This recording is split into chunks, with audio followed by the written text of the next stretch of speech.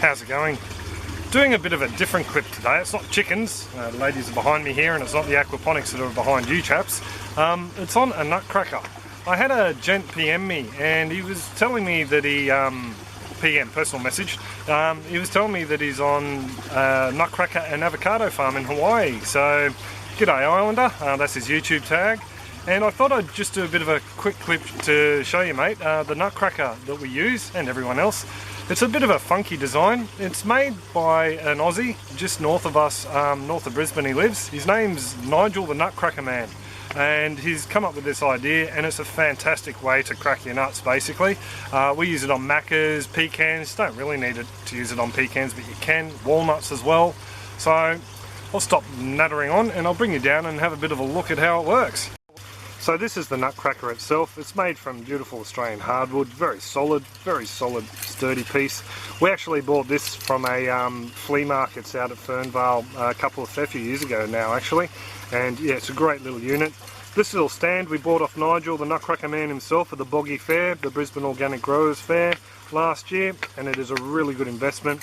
It holds the nutcracker in there nicely, and it gives you a nice, hard, solid surface to crack these nuts. So the way it works is you have this little rubber sleeve and you pop your macadamia nut in there, or walnut, or any other sort of hard shelled nut that you want to crack, and you give it a good bash on the solid plate down there. Once it's cracked, you use this rod at the back just to push the nut out like that. So it's a real beautiful little simple system, no messing around with holes in concrete and hammers and hurt fingers and that, like in the last house we lived at. So with the actual nuts themselves, the smaller they are, the harder they are to crack. The larger nuts, these are only second grade macas I think. The larger A grade ones are probably about half as big as that again. And just because of their size, they're a little bit easier to crack. The smaller a sphere gets, it's just a little bit harder, and the shell itself becomes denser. So I'm going to have a go at trying to crack these 5 as fast as I can, just by pushing this in there, giving it a whack on the plate down the bottom there, and you push the spent nut out like that, throw another one in, and away you go. So I'll try not to embarrass myself. Might take a few whacks at some of the nuts to get them done, but we'll see how we go, hey? So here we go, number 1.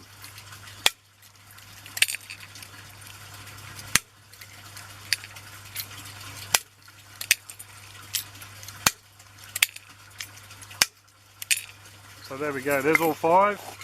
We'll see what they look like.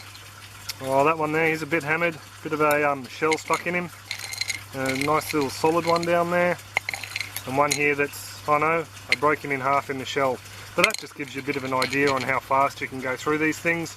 I've seen people just, you know, basically line up nuts, pick them up with this, hitting them down on them, picking them off the table, giving them a smash and into the bowl. They're a fantastic little unit. Great for walnuts too. Not too good for the pecans. The first pecan I tried in here from Dave, thanks mate, I actually smashed it to smithereens, nut, shell, the works. So I just thought I'd give you a bit of a look at that, mate. I just thought it was a really nifty little nutcracker. Just for anyone who's interested, I'll put Nigel's details in the description below here, and yeah, see how you go. So there you go, mate. I hope you like that look at that fantastic little nutcracker. It's an awesome piece of Australian ingenuity. I reckon, you know, Nigel's come up with a bit of a cracker on that one, pun intended, I suppose. So yeah, pretty much we'll leave it there. I hope you all have a fantastic week, and I'll catch you next time. Cheers! Just a bit of a disclaimer here. Many nuts were cracked during the making of this clip, and all of them tasty. Cheers.